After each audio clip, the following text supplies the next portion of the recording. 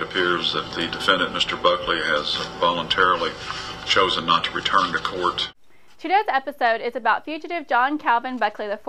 Ray had Assistant Commonwealth Attorney Todd Bradbury and Director of Victim Services Mary Houlihan on the show to discuss Buckley, his charges, and his trial. Buckley, who is an Iraq War veteran and an Army Ranger with special training as a sniper, went to trial for first-degree rape and 2 counts of first-degree sodomy in August of this year. This wasn't Buckley's first run-in with the law. As prosecutor Todd Bradbury prepared for trial, he discovered that Buckley had a criminal history prior to moving to Kentucky, which included domestic violence and assault. Buckley did take the stand during his trial and spoke about his struggles since returning home from war.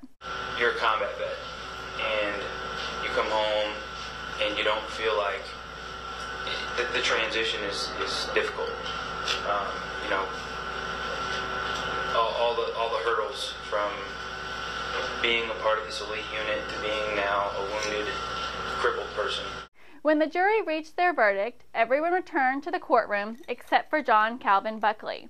Buckley was out on bond and had managed to remove his ankle monitor and never returned to the courtroom. Immediately, authorities were notified and precautions were taken to protect the victim. Although Buckley was not in the courtroom, the jury still read their verdict, finding him guilty on all 3 charges. Buckley has been on the run ever since and is considered to be armed and extremely dangerous. Could be in other jurisdictions too, you know, if he happens to get pulled over for a traffic offense in some other state, you know, potentially those officers would be at risk. My biggest fear, he is so self-righteous in his anger and vehemence about the whole world being against him and this sounding like a God complex kind of thing.